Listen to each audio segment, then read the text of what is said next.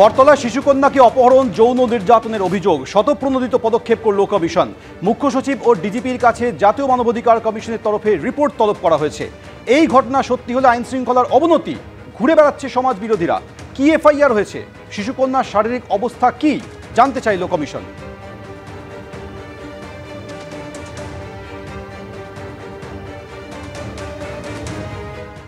ফের মৌলিক অধিকার লঙ্ঘন, বাংলাদেশের জেলেই বন্দী সন্ন্যাসী। পরপর আইনজীবীদের ওপরে হামলার ঘটনা ঘটছে, এমনকি আদালতেও রেহাই নেই। মৌলবাদীদের হুমকির মুখেও সন্ন্যাসীর হয়ে সওয়াল করেছেন আইনজীবী রবীন্দ্র ঘোষ, কিন্তু আদালতের মধ্যেই সন্ন্যাসীর আইনজীবীর ওপরে ফের হামলা হয়েছে বলে অভিযোগ। আইনজীবীর ওপরে হামলা হয়েছে শুধু নয়, বিচারককে পর্যন্ত হুমকি দেওয়া হয়েছে বলে অভিযোগ।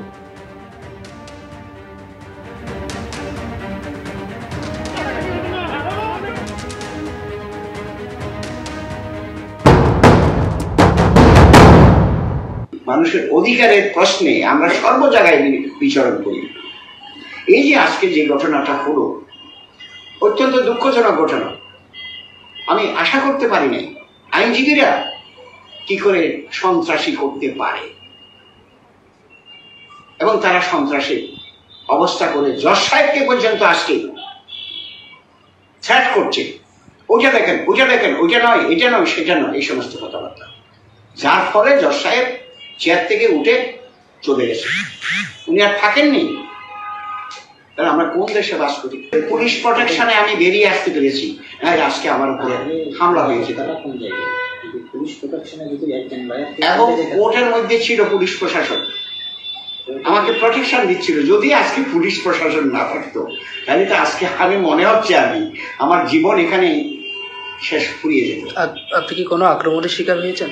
আমি আক্রমণের শিকার হয়েছি ভিতরে। যখন আমি ছিলেন আমাকে একটা ঘুষি মেরেছে, এটা তো আক্রমণ। আচ্ছা, শুধু শারীরিক ভাবে আক্রমণ নয়, শুধু আমাকে মৌখিক ভাবেও আক্রমণ করেছে, তাই না? আমাকে শারীরিক ভাবে শুধু আক্রমণ, মৌখিক ভাবেও আক্রমণ করেছে। Is it due to religious faith? আমি বলবো এটা আমার ধর্মীয় কারণে এই হামলাটা হচ্ছে। That should be stop in our country. আমি মনে করি আমরা দেশটা স্বাধীন করেছিলাম একত্রে, মূল্যবোধটা রাখতে হবে। আমরা দেশের ক্ষতি হোক আমরা কোনো কালে চাইব না। For the protection of the rights of the people of the country, we want solidarity among the people of the country as a whole. এটা আমাদের মূল কথা।